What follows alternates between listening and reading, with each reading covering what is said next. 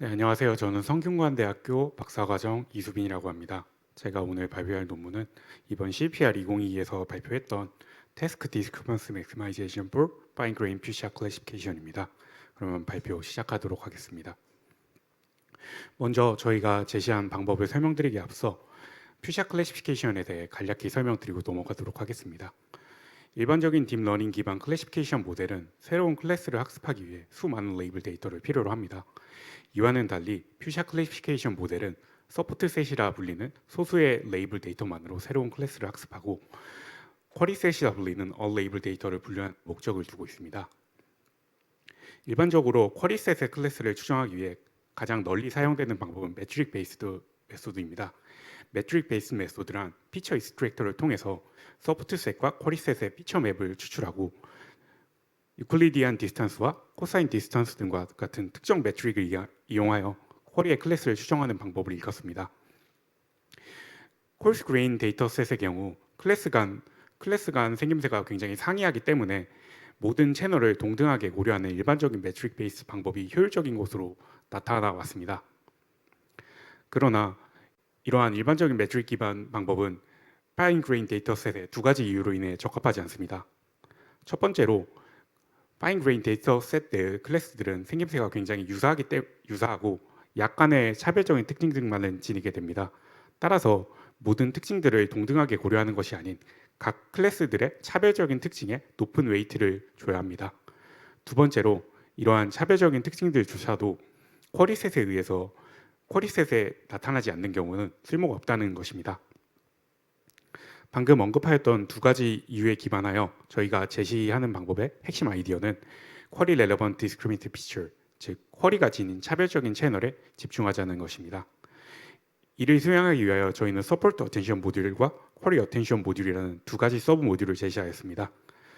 서포트 어텐션 모듈을 통하여 각 클래스의 차별적인 채널을 강조하고 쿼리 어텐션 모듈을 통하여 쿼리와 관련된 채널을 강조합니다. 이 두 서브 모듈의 결과를 통합하여 저희는 쿼리와 관련된 차별적인 특징, 즉 쿼리 렐러번트 디스크리미네이트 피처에 집중하여 분류를 진행할 수 있습니다. 어떤 채널이 쿼리와 관련이 있고 차별적인지 알아내기 위하여 저희는 피처 맵을 채널 축으로 글로벌 에버리지 풀링하여 생성되는 셀리언트 오브젝트 리진을 이용하였습니다. 피처 맵의 각 채널은 그림에서 묘사된 것처럼 오브젝트의 특징을 반영하기 때문에 이를 글로벌 에버리지 풀링하여 생성된 셀리언트 오브젝트 리진은 이미지 내 오브젝트의 영역을 잘 나타내게 됩니다. 앞서 언급하였던 셀리언트 오브젝트 리진을 이용하여 저희는 인트라스코어와 인터스코어를 정의하였습니다.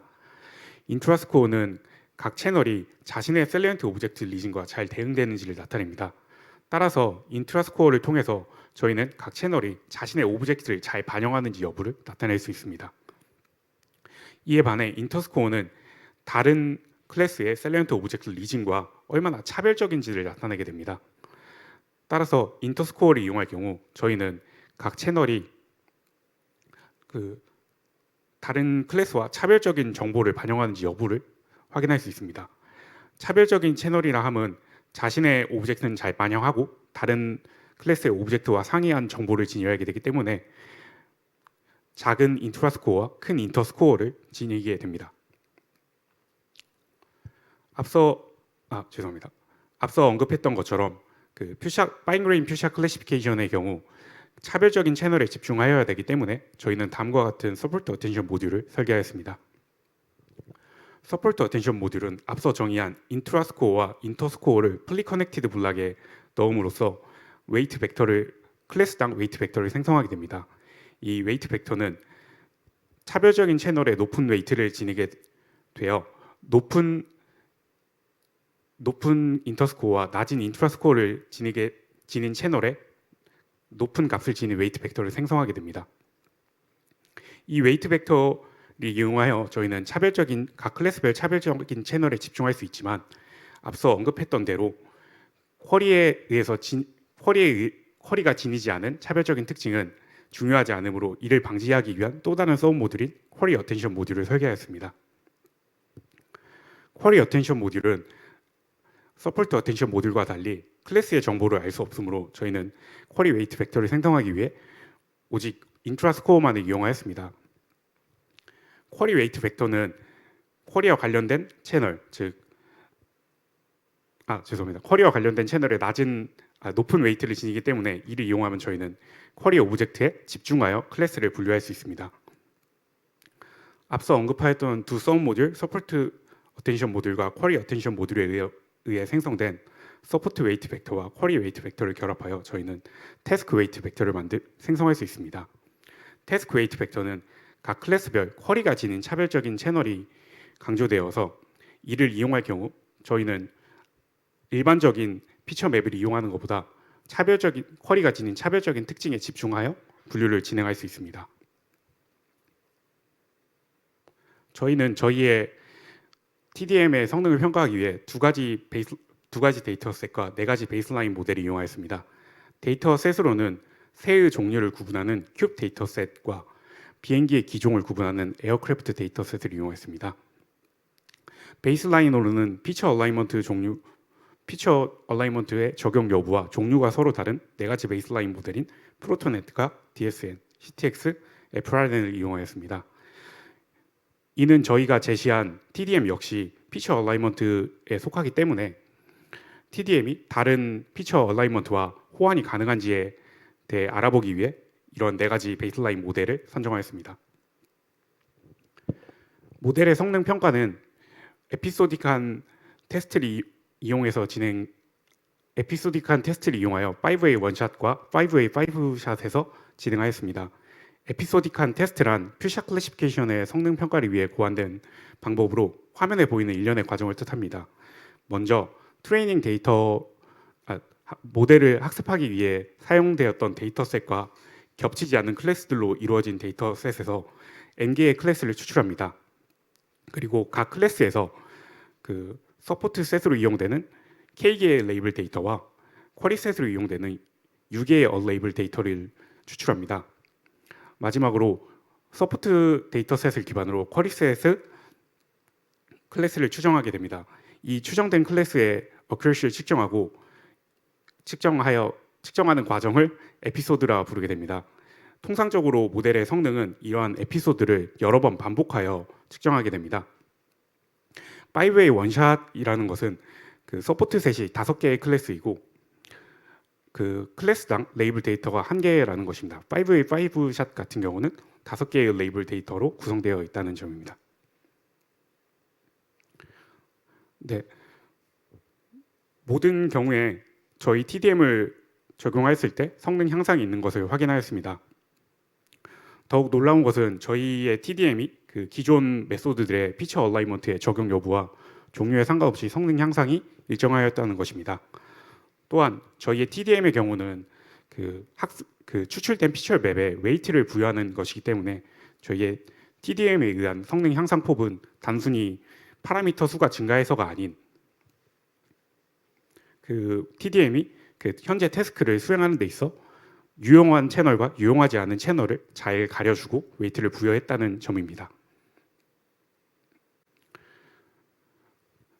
이 그림을 통해 저희 TDM이 왜 파인 그레인 퓨처 클래시피케이션에 적합한지를 보다 정확히 확인할 수 있습니다. 그 베이스라인 모델의 경우 클래스의 그 서포트 셋의 구성에 관계없이 동일한 액티베이션 맵을 가지는 걸 볼 수 있습니다. 근데 저희는 서포트 셋의 구성을 고려하여 웨이트를 부여했기 때문에 서포트 셋의 구성에 따라 그 클래스 액티베이션 맵이 달라지는 것을 확인할 수 있습니다. 그리고 저희는 각 서브 모듈에 대한 실험 또한 진행했는데요. 각 서브 모듈이 그 베이스라인 모델에 적용되었을 때 성능 향상에 기여하는 것을 볼 수 있었습니다. 또한 그 두 서브 모듈이 모두 적용되었을 때 성능 향상이 가장 큰 것을 기반으로 저희는 그 각 서브 모듈이 서로 상호 보완적인 역시 확인할 수 있었습니다. 종합하여 저희의 컨트리뷰션은 다음과 같은 세 가지입니다. 저희는 파인 그레인 퓨처 클래시피케이션을 위한 피처 얼라이먼트 메소드를 제시하였습니다. 두 번째로는 매트릭 베이스 모델에 대한 높은 적용성을 지닌다는 겁니다. 세 번째로는 그 TDM이 그 모든 파인 그레인 데이터 셋에서 그 최고 성능을 달성하였다는 점입니다. 이상으로 발표 마치겠습니다. 보다 많은 실험에 대한 정보는 저희 GitHub 가서 확인하실 수 있습니다. 감사합니다.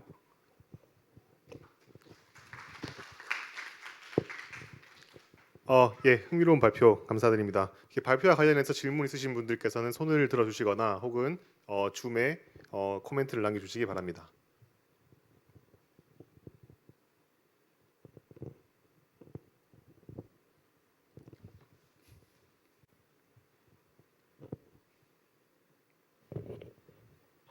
발표 되게 흥미롭게 잘 들었고요.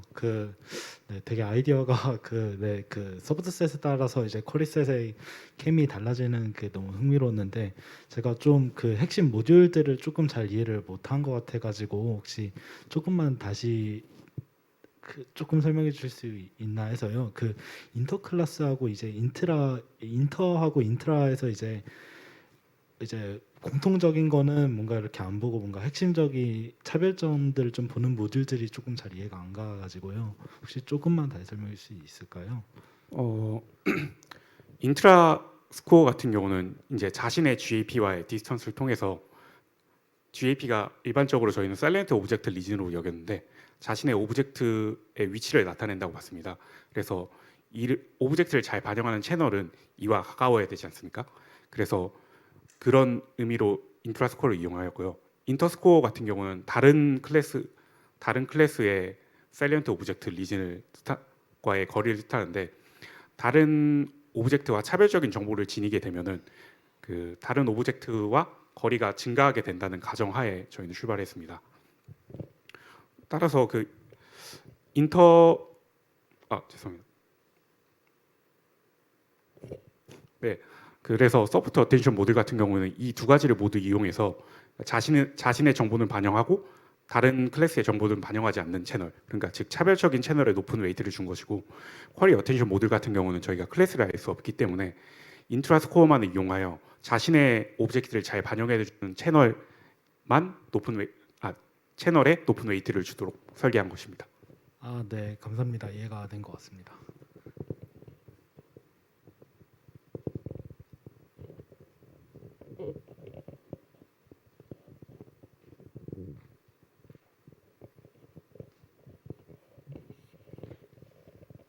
예, 제가 질문을 하나 드리겠습니다. 컨클루전에 보니까 이게 매트릭 러닝 베이스드 알고리즘에 잘 동작한다고 말씀을 하셨는데요.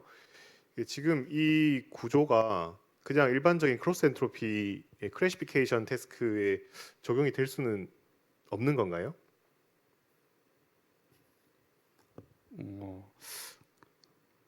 현재 그 부분이 현재 연구를 진행 중이긴 한데 그 지금 적용하였던 부분에서 약간만 수정하면 적용이 가능합니다. 근데 이 부분은 제가 연구 중인 부분이라 자세히는 말씀을 못 드릴 것 같습니다. 죄송합니다. 저한테 비밀이에요. 예. 혹시 더 질문 있으시면 시간이 조금 더 있어서 질문을 하나 정도 더 받을 수 있을 것 같은데요. 예.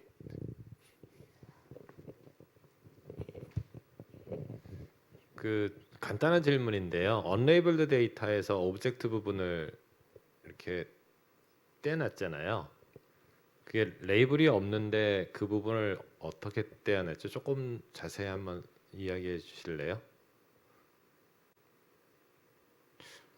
떼어냈다는 말씀이 사일런트 오브젝트 그렇죠. 리진 말씀. 네.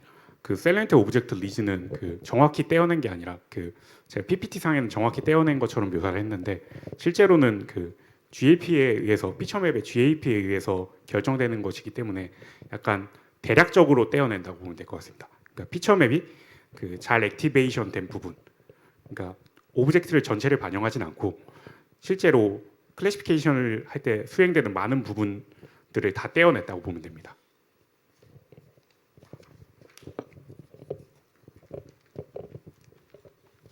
예, 이것으로 추가적인 질문 없으시면 여기 발표를 여기까지 마치도록 하겠습니다. 네, 고생하셨습니다.